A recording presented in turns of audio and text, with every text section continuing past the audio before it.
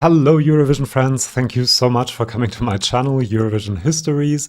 We have another song for Eurovision 2024. It is the Irish entry, which is Bambie Thug. Amazing name, with the song Doomsday Blue. She won the Irish national final yesterday. In this video, I will, as per usual, give points to different aspects of the song and performance, rate them, talk about them, and at the end we will also have an overall rating for the song. And at the end of the video, I will also try to predict how Ireland will do at Eurovision. If you want to skip to that, use the timestamp in the video, and I also have your comments and your votes from the community tab of my channel. Now, I did watch this national final yesterday in the RTE player, and something that made me laugh a little bit is that right after the program after it was called Room to Improve, and on RTE2 they were playing the movie It's Complicated. And that kind of sums up the national final for me. There were a lot of subpar performances, and I do think that Bambie Thug was probably the best choice they had.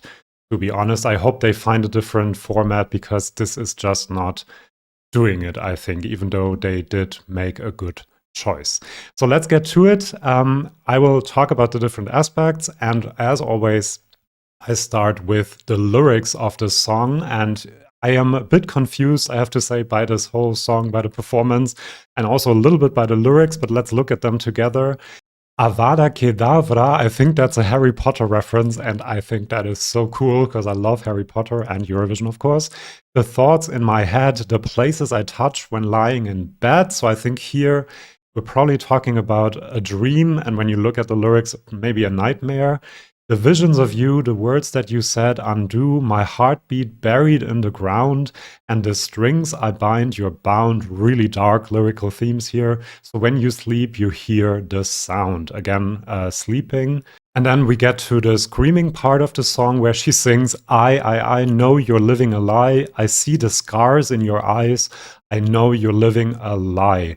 And Bambie Thug is non-binary, and here I think the song might be talking about not living your truth, living a lie because of the expectations of society. And then you have, I guess you'd rather have a star than the moon. This is when the more poppy part of the song comes in. I guess I always overestimate you. Who do all the things that you do? I'm down, down in my doomsday blues, which kind of leads into another screaming part in the lyrics. So I think it's also maybe about mental health. You feel better and you have this poppy sound in your head, and then later on you start your doomsday blues again and you kind of go into a darker place. So I do like the contrast in the lyrics that kind of go with the contrast that we also have in the music between a fairy tale, and the staging showed this as well, and the night and the darkness. I'm not 100% sure about these lyrics, so if you have a better interpretation of them, let me know in the comments. Overall, I am giving 4 out of 5 points, because I also like lyrics that are not easily understandable on the first listen. If you know this channel, you know that is the truth. Now for the voice, there's always a lot of people that say that the Late Late Show is not the best stage for this, that the sound mixing isn't great, and I kind of agree with that. There were a few moments where Bambie Thug was flat. It sounded a bit flat, especially in the poppy parts, not so much the screaming parts. They're very good at that. It sounded quite hollow as well, but that might just be the sound mixing. And there was also a lot of breath control that was kind of missing. There's a lot of dancing going on, so it's kind of understandable, but they really have to work on that, I think. Kudos for switching from the screamy parts to the poppy parts. I don't think that's so easy with a vocal technique. So that part I really do like. But with the studio argument, I have to say they had Kalush Orchestra, and they sang in the same studio, and their vocal performance was very, very good. So I think if you are a great vocalist, it doesn't really matter where you sing. And so I do think that there's a lot of work to be done, but because of the good switches between screams and poppy parts, I'm giving 3 points to the voice. Now let's talk about the performance and the artist a little bit. Bambie Thug are non-binary, so that is, I think, an interesting story to tell for Eurovision, for the commentators right before they come on stage. I do think that they have an artistic vision, and you can see that. I like that. However, when it comes to the performance itself, I do feel that there's a bit of a lack of confidence in some parts. They looked a bit like a deer in headlights at times, but I think with more rehearsals and more experience, that will actually be better on the Eurovision stage. I also think that the engagement with the camera, whenever they were looking at the camera in this very intense dramatic parts, it was really, really good. But there were other parts where that was lacking a little bit, and I would really hope that they can improve on that. And for the performance, that is why I am giving 3 points. Let's talk about the staging. I think for this small stage that the Late Late Show has, this was already quite good. I really like the background with the symbols and how the background also changes with the song. More light effects and dark themes when it's the screamy parts, and in the poppy parts, you have this really pink in the clouds kind of Disney feel, and that really helps. I think they should kind of accentuate that even more, have more darkness and more pinkness to kind of show this contrast even more. I think maybe adding 1 or 2 more dancers might help as well. I think the choreo in the screaming parts is good, but the choreo in the poppy part, I wasn't 100% sure about. It seems a bit awkward, but it also has something intriguing. So maybe I'm kind of changing my opinion about it, kind of stayed in my head, like the poppy part did as well. I think the outfit is already really good, and the makeup as well. I don't think they have to change that and make it even crazier. You saw in the lead-in clip that they have even more outlandish outfits, but I think you don't have to do that. It's already a good package when it comes to the outfit. The staging itself, I think there needs to be way more pyro. There need to be strobe effects in the screamy parts, but obviously they probably will do that at Eurovision. And then maybe have a few trees to have like an eerie effect in the background as well. But these are some things that I would change. The choreo, as I said. So in the end, I'm giving 3.5 out of 5 because I have to look at the staging as it is now. But I think that there's a lot of potential to make this really impactful with a very good staging. Now the song. I am thoroughly confused by this whole thing, this whole entry. And honestly, I was between giving 1 point to everything or better. And the more I listen to it, the more I like it. I'm not sure whether I'm being brainwashed and whether I'm already in the Eurovision spirit and kind of trying to like something that is a Eurovision song. Not 100% sure, but it is complete chaos, and I like that. It seems very disjointed, which normally is something I don't like, and I rate it low because of that. But in this case, it kind of makes sense that it's so chaotic and so disjointed. I also have to say I really like the contrast between the 2 different parts of the song. The pop part is actually really catchy. I have it in my head playing right now, actually. But I don't know. The ending is a bit much to me. There's too much screaming, too much boom in your face. I maybe would have added a 3rd repetition of this poppy part that kind of alleviates the whole thing a little bit and gives us time to breathe, because at the end it's really just a bit much. So in the end, I went with 3.5 points, but honestly, this could change tomorrow. Maybe I'll hate it tomorrow, or maybe I'll love it tomorrow. I'm not sure. Song and staging count 3 and 2 times, which gives us an overall rating of 3.5 points for Ireland, which is a pretty good rating, I have to say.